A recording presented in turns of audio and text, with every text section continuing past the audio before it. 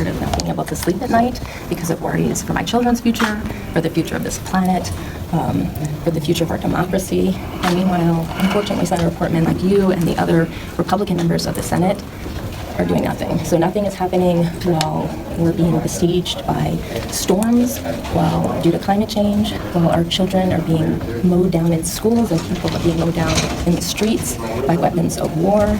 Nothing is being said while our president is making racist and xenophobic comments, inciting violence. Nothing's being said while just recently he's calling the Bahamians like very bad people as they're just trying to recover stability after their country is devastated by a storm.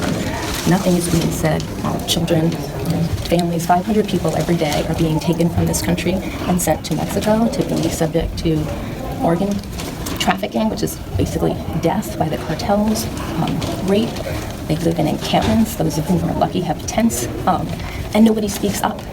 And it is frustrating to me that while Republicans outside of office are willing to stand up, they are willing to say things, they are willing to speak out, but the people in Congress won't say anything to Mr. McConnell when he refuses to bring bills to the floor, when he's unilaterally holding up the democratic process. Nothing's being said when our election security is being threatened and he's refusing to bring those bills to the floor, even though your intelligence agencies are telling you and us that Russia's trying again and other countries are trying to hack our elections. We see right now, last week, 21 members of the Conservative Party in Great Britain crossed the aisle to make sure that, or to do their part to try to prevent a no-deal Brexit. And they knew that they were going to be expelled from their party and be forced out of Parliament. But still, they were patriots. And that's what we're asking you to do. We're asking you to be a patriot, to speak up, and to do the right thing. Granddaughter just started kindergarten, and she asked me if she would be shot in school, if that would happen to her, with tears in her voice. And I said, no, honey, that's not going to happen. And I lied because I don't know. And on Monday, you honored the 6 brave officers from Dayton, Ohio, who stood in front of a man with a military-style weapon and 100 rounds of ammunition. And these officers stood between him and the citizens. And I'd like to ask you to be brave like they were, like for you to stand in front of us citizens, us Ohioans, and the people that want to do us harms, and fix the problems with gun control. Make these military-style weapons be less easy to get.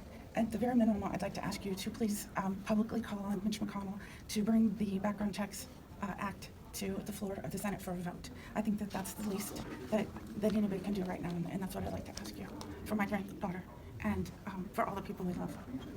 Will you do that? As you know, I've said repeatedly that I think we should tighten the background checks more. I think we can. So will you publicly call for Leader McConnell to bring the background check bill to the floor of the Senate today? Well, I don't support the House background check bill, but You are in a unique position as chairman of the investigative subcommittee for DHS to hold investigations. You're in such a powerful position as that chairman of the subcommittee. Migrant children have been yanked from their loved ones and are imprisoned in cages, resulting in several deaths and lifelong trauma. And so we're asking you to do something as chairman of that subcommittee. Will you commit today to holding some type of hearing in that subcommittee? Public hearing, publicly announcing that you'll hold hearings into the deaths along the southern border? The treatment of migrants on the southern border, and also like the Remain in Mexico policy. we've held hearings in the subcommittee on unaccompanied children, and we continue to follow up. But what are you doing about it today?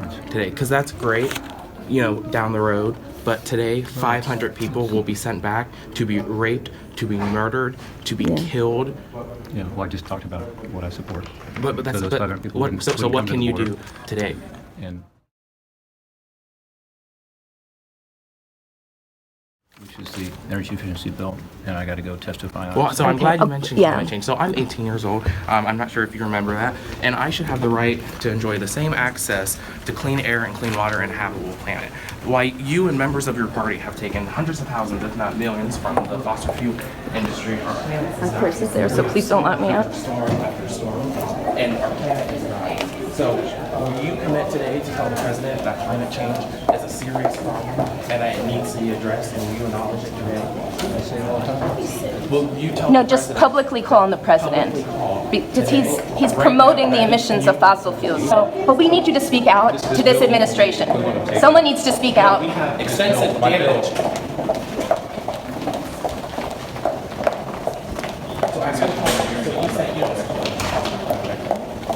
So what legislation are you passing? Is this a members only elevator? I don't see the sign. Is this a members only elevator? Because I don't see the sign. Excuse me.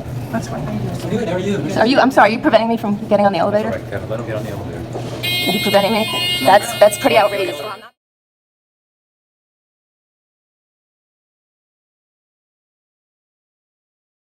Making me stand here. Look at all these officers that are here, like watching me, like because I talked and walked with my senator.